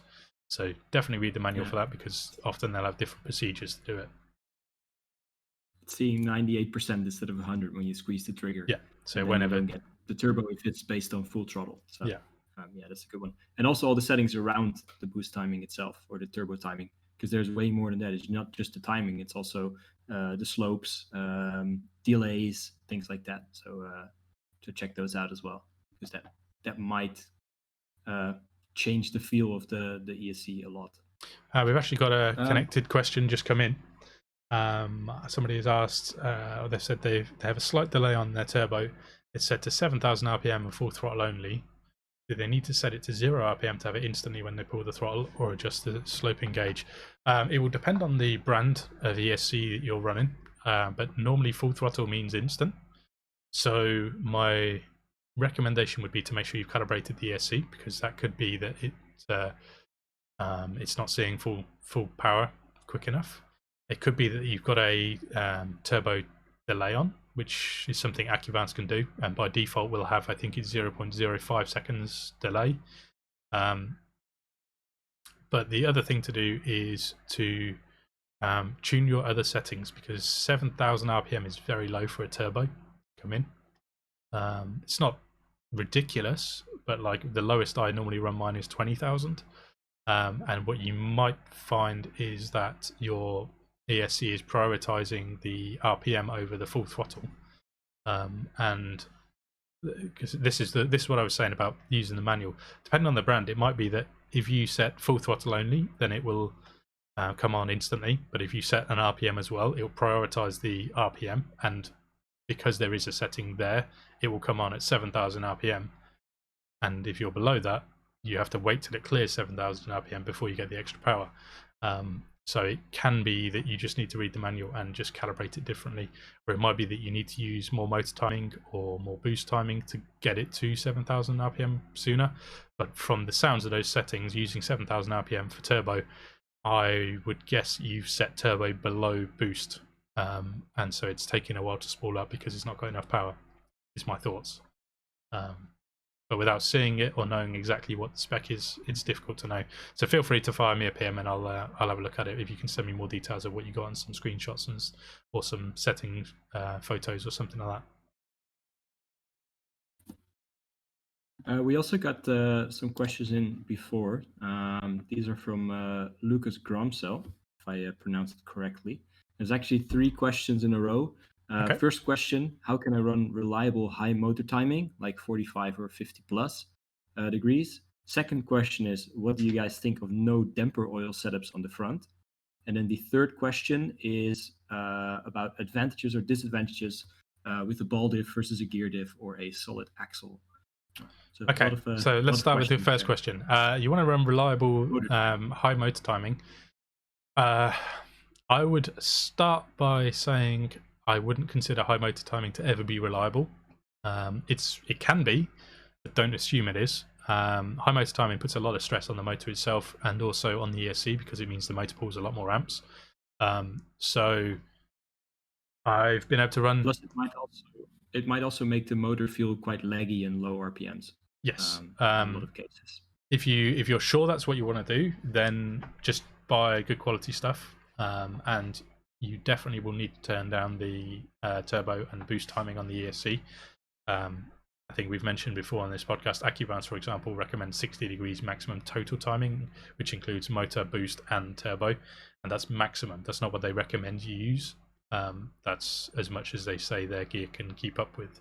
I have personally run more than that, and it's been fine. I would not recommend anyone else runs more than that because you're massively gambling with the reliability of everything. I would definitely turn down boost timing in particular, and I wouldn't run much turbo timing, if any at all. Personally, once you get over 30 or 35 degrees, I don't like high motor timing anyway. This is on AccuBalance, so depending on what you're running, it may feel different. I wouldn't recommend it in all honesty. I'm not a big fan. If you wanted to run big timing, I would divide it. If you wanted to run 60 degrees timing total, I'd put 20 on the motor, 30 on boost, and the rest on turbo. But not for me. It's a bit too aggressive, and it's not on carpet. It'll just generate tire heat, which I think, as I said before, I think it's a bit ugly, and on concrete it just slows you down anyway, so there's no real advantage to it. I'd rather just change my gearing and make the car drive nicer. Yeah, and like I said, on low RPMs, it's also not great for the motor itself. Your response will go down. It might start clogging or be laggy, which is not what you want, because basically that means you only have high RPMs, not low. And the chances are temperatures of both the ESC and motor are going to go way up as well. Like I say, it all depends on the actual setup and your gearing and the surface and your tires and your throttle control and things like that. But in terms of general advice, it's not one I'd recommend. What was the second question there, Tijs? Second question is about no damper oil setups on the front. Okay, yeah. You go first, Tijs. Yeah, I mean, I personally would not see any reason why you would do that at all. Before, maybe a couple of years ago, there were no oils or no springs soft enough to get the feel that we want right now. But nowadays, you can get the mineral oils in a 5 weight, which is super thin. You have plenty of choice in your pistons with different sizes, different amounts of holes, different O-rings, different bladders. Basically, anything we talked about in our episode of all about dampers a couple of weeks ago. So I would not recommend running no oil, especially also because you'll end up wearing out the damper itself. That's the big oil not only is a setup option, but it also lubricates the damper itself. So you might end up scratching the inside of the dampers. You might end up ruining the O-rings. They might not even work very well, so they might end up binding, so it won't even feel as soft as you might think. That was actually one of the big points I was going to make, is actually with the option that you've got in terms of oils and pistons, or even custom pistons, even if you absolutely wanted that effect, I would still use oils, but I would just put big holes in the pistons because it keeps them lubricated. If you don't use oils, you will damage the cylinders, you will damage the guides, you will damage the O-rings, things will bind, and you'll end up replacing parts you don't actually need to, because if you really wanted that effect, you just put giant holes in the pistons and very thin oil, and you'll still get essentially the same effect. It's a bit of an old style for me. I'm not a big fan. The closest to that I've run recently was the Axon 16-hole dampers with 0 weight oil, which was essentially the same as running no oil, but it was too much for me. I didn't like the effect. I think it's a bit of an old school way of doing things, like Tijs says, from before you had the oil and piston options that we have now. And it's something I did in 2013, I think, ish. But I've not felt almost 10 years ago, maybe. Yeah, it might have even been 2012, but it's not something that I've found need to go back to. I've run, like I say, the Axon pistons that look like they've been shot with a shotgun. With 16, I think there's 16. I don't remember how big the holes are, but they're huge holes, and 16 of them. And with 0 weight oil, I normally, if I really want something that's fast, I'll just do 3 1mm holes with very thin oil, and that's fast enough. Depends on your chassis, particularly if you're trying to go for the rolling effect. The weight transfer, the weight shift. You actually need more control than you'll get with zero damper oil, I think, personally. particularly because that works best with lots of weight. So you need something to control the speed of that weight, or you're just allowing it to control itself. But yeah, Yeah, and you want the car to stay in that rolling motion as well. If you would have no oil at all, it just becomes bouncy. So the moment you flick it in and it starts rolling, it just bounces right back, basically. yeah, and also then it ends up Depending bouncing on the the strength. opposite direction and then bounces back again, then the opposite direction. So you actually can't stop it rolling when you need to. What's the third question? I've already forgotten. It's about the advantages and disadvantages between a ball diff, gear diff, and a solid axle. Okay, so a spool, solid axle, the advantage of that is it has the potential to give you more grip, potentially, and it has the potential to give you more slide, potentially. So you need to be very high skill, and you need to have the correct input at the correct time to maximize traction, or to increase slide, if that's what you're looking to do with it. I think a lot of people use a spool that probably shouldn't use a spool. And in fact, the best drivers I know don't even use a spool because it doesn't give them enough control. Or sorry, it gives you enough control if your inputs are perfect, but it's not at all forgiving. The real question to me is ball diff or gear diff. I personally Well, prefer. maybe going back to the solid axle still, it is in a lot of cases a very lightweight option. Yeah. And very low maintenance. So that might be one of the reasons why you often find it in a ready-to-run kit. Yeah. Or someone who's just beginning that might go for a spool or a And solid axle, and just because it's actually, very simple. the flip side to that is sometimes you'll also get spools that are incredibly heavy, or even weighted. In my Travis, I've got a heavyweight spool because I bought one to try it. And it's like 3 times the weight of a normal one. And a Garm comes as standard with a very heavy steel spool. So actually, it's a situation where a lightweight spool does sometimes feel better, but you get more traction from the heavyweight spool. As I was getting to before, I think the real question is gear diff or ball diff, and I prefer a ball diff because I find them easier to adjust, and I find them. The problem I have with gear diffs are great, but you have to carry more oils with you, and you need to rebuild a gear diff if you need to change the viscosity, or at least empty it, drain it, and refill it.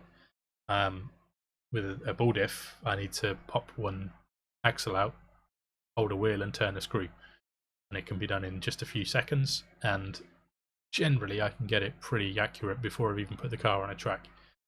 So I find it a lot easier with a ball diff. They also don't require much maintenance. A well-built gear diff doesn't require much maintenance, if any, as well.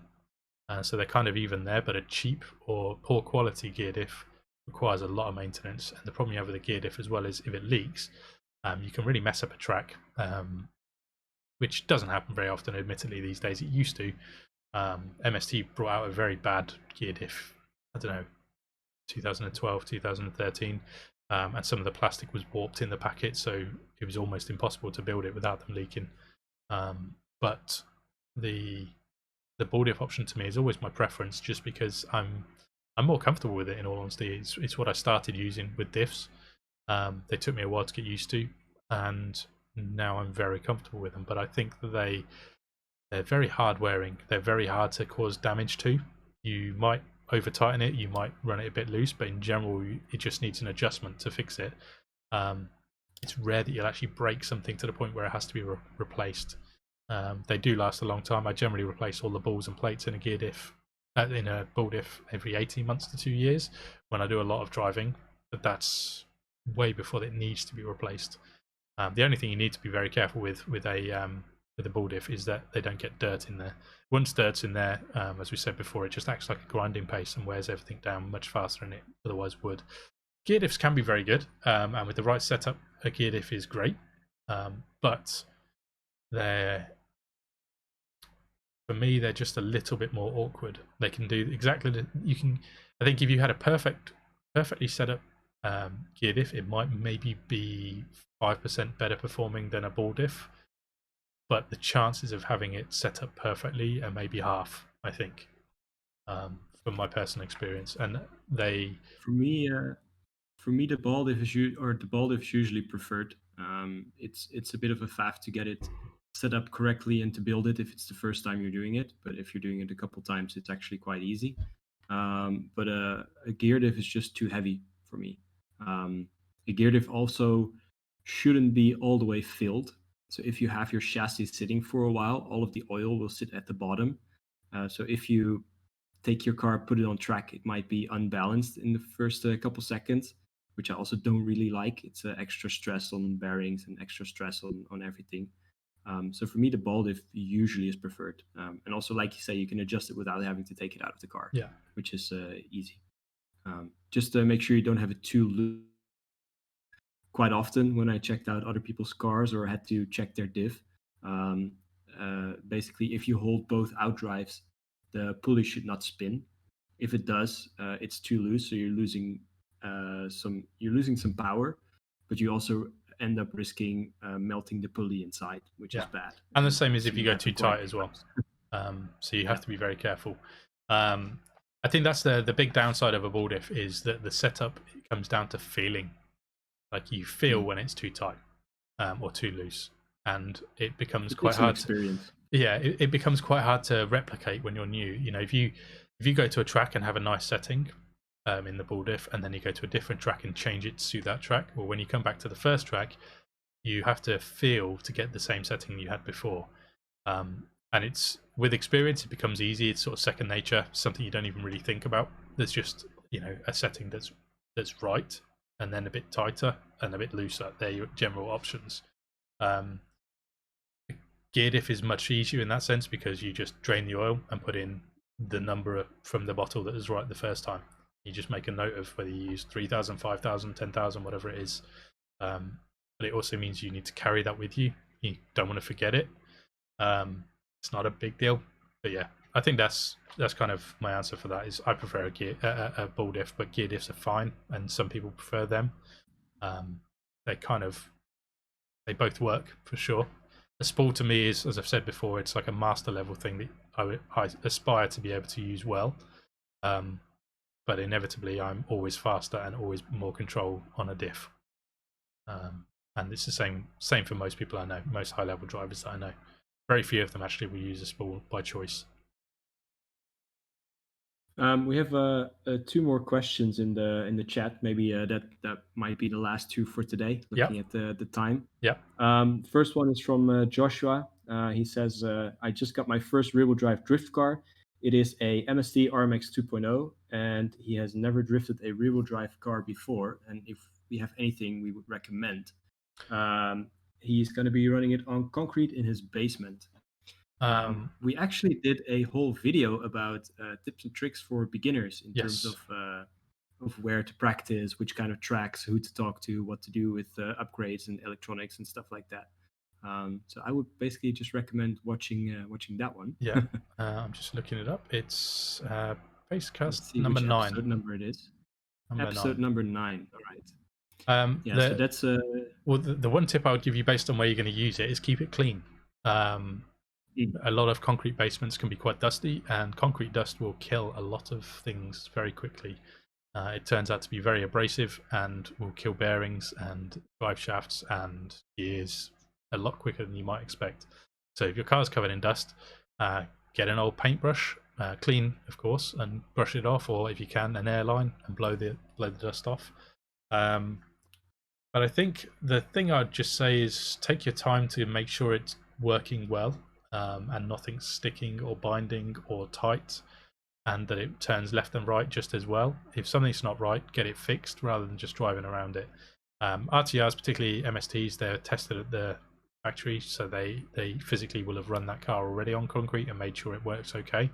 But if you make adjustments, or if you don't use it for a while or something like that, just make sure that the dampers are not sticking, that left and right get the same amount of steering lock, and it's not getting this much lock one way and then this much lock the other way. And just run through every now and then and clean it up, I think. And other than that, just enjoy it. maybe, I wouldn't stress too much.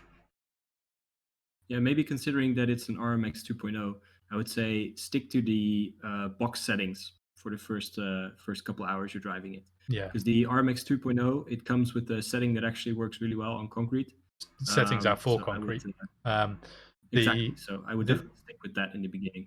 Yeah, and on that note, I'd kind of be reluctant to advise looking into setup changes, because one of the things a lot of guys do when they start out a rear-wheel drive is they want to be better and they want to be as fast as the other guys, which obviously in your home basement you're not going to have that many other guys there. So people very quickly start tuning, because someone will say, "Oh, you need to change your damper angle, or you need to change your Ackerman or something like that." And the reality is you don't. And not to start with. When you're starting out, you need to learn how the car behaves. You need to learn how to get it to do what you want, but then you also need to train that into your muscle memory so it just instinctively happens. My tips would be smooth with your inputs. Don't jerk the steering around. Don't steer left, right, left, right, left, right. Roll the steering on, roll the steering off, and do the same with the throttle. If you're jabbing the throttle and jabbing the brakes, you're unsettling the car. You want to roll it on, roll it off, and then you get more control and you learn the timing of when you get grip and when you lose grip. And that's basically the skills you want for rear-wheel drive drifting in a nutshell. And they can take some people a long time to work it out, because they're always changing other things and chasing improvements rather than just practicing. Yeah, maybe one more last thing. I mean, I'm sure we can keep going on. We did an this, entire episode on it, so there's a lot of things we can say. Exactly, that's almost 2 hours worth of these tips. But maybe also check into the tires just to make sure you have one set that works really well on the concrete that you have. Yeah, I mean, some of the standard kits come with 2 grippy tires, or if you just bought something cheap off eBay or something, it might not work that well. Basically, with MST, if you've got any tire that isn't the red dot or the gold dot, I would say they're probably fine for now. The red dots will be too fast, and the gold dots will probably be too fast. You can have fun with it for sure. Be careful with temperatures on the motor and ESC, and also be careful if you're applying loads of throttle, because some of the grippier tires might end up breaking drive shafts or gearboxes or things like that, because they generate a lot of grip, and more grip than the chassis was actually designed for. But generally, just enjoy it. Take your time. Don't hoon around too much with too much power, because it doesn't take much skill to do that. It can be fun for a few seconds, but that's when, if people do that too much, they get a bit bored of drifting and end up quitting. The fun for me, at least when I see new drivers, is them advancing their skills, and that's what the guys that practice getting good and learn the new skills are the guys that stick with the hobby and enjoy it for longer. Okay, next question. All right, let's move on to the last question then for today. This one's from Theory Zero in the chat. He asks, what are your thoughts on staying with an all plastic chassis, in his case an RMX, or upgrading parts to carbon fiber or aluminium, which is actually quite a nice follow-up question to the one we just had. I would say there's absolutely nothing wrong with sticking with the plastic parts. No. It was designed to work. It does work.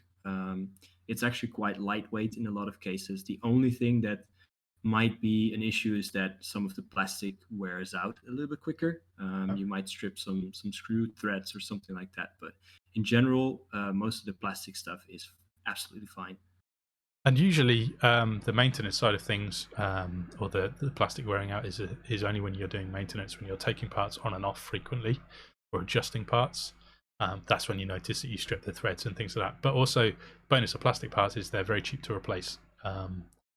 Sometimes for some brands, they're not so easy to get hold of, because most people don't replace them, they upgrade. But in general, you can still get them. You just might not find them in every shop. Personally, I think that, like Tijs says, there's nothing wrong with running an all plastic chassis or and not having any upgrades on there. I do think some of the fun in this hobby, when you progress a bit, not to go against what we've just said for a beginner, but when you've been doing the hobby for a while, some of the fun is to get upgrades and see how they feel, and then to learn the new options and the tuning options that they enable you to have. So sometimes I could say you were missing out by not getting some upgrades, but I don't think everyone should race out and buy all of the upgrades for sure. But every chassis has limitations, and often those limitations are removed when you put a certain upgrade part on. So, for example, the Overdose Garm has perfectly fine front knuckles, but when you put on the version 2 aluminium knuckles, and combine it with the curved steering rack, the chassis is absolutely transformed and suddenly has the best steering on any chassis that's ever been made, my personal opinion. So it's a very expensive couple of upgrades, and not everybody needs them. But if you get them, you probably won't be disappointed. Sometimes when you put upgrades on when you're a beginner, you might get a bit lost in the new settings you can use. People will often buy upgrades and then put the same settings they had on before, which is fine. But you shouldn't forget that plastic parts are often more forgiving. They're less accurate too, so there is a disadvantage, but they're more forgiving, which until you're aiming for competition wins, sometimes that's a bit easier, and can basically, when things are easier, it's more fun. When things become more tricky or difficult, there's a challenge involved, and that can be fun and rewarding. It can also become frustrating, and it can also become infuriating if you can't get something to work. But I don't know Theory Zero's skill level, so it's difficult to know. But I think it's definitely worth looking at upgrades. Upgrades are not essential. That's the important thing to remember. They offer some fun. They offer some enjoyment. They offer, some people just like to collect upgrades. But also there's an element of, if you're a beginner, sometimes you won't feel the difference that an upgrade gave you anyway. And that's exactly what I wanted to say. Yeah, there is definitely go for an upgrade that you really feel that has like a big benefit in. And actually, I would recommend identifying a problem. If you're reluctant to do upgrades, I'd identify a problem and then search for a part that fixes that problem, or a combination of parts that fixes that problem. Because if you're struggling with your steering, well, maybe there's no point in fitting a aluminium motor mount or something like that.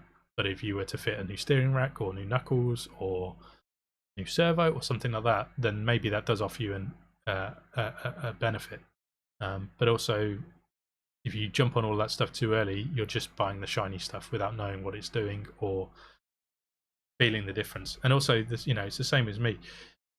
I'm going to fit my springs, but first I'm going to fit these, because I'm going to fit one thing at a time, because I want to feel what the difference is. If I fit both and suddenly the front end feels totally different, well, I don't know whether it is the front axles or whether it's the springs, or both. And normally the thing to remember with RC drifting is if you make one change, it affects many other things. So you can very quickly get lost. And I've done it before. I've gone in and taken an all plastic car, put it on the bench and fitted all of the upgrades in one go. And I've done that because my experience kind of lets me do that a little bit and gets it, I've got a rough idea of where it's going to be. And also because of my job and the fact I deal with customer cars, I might have felt chassis with each of the individual parts added or combinations added, or I've felt a basic level all plastic car and then one with a few upgrades and with a few more and then a full option. And I know that I want the full option. But I think definitely avoid running out and buying everything in one go, and don't go crazy until you know it's what you want. That can just be a waste of money. And like I've said many times before as well, I've seen hundreds of people start this hobby, buy loads of upgrades and then quit this hobby. And I've also seen lots of people buy a few upgrades and stick with it. And I've seen lots of people stick with all plastic cars and end up staying in the hobby for years and loving it.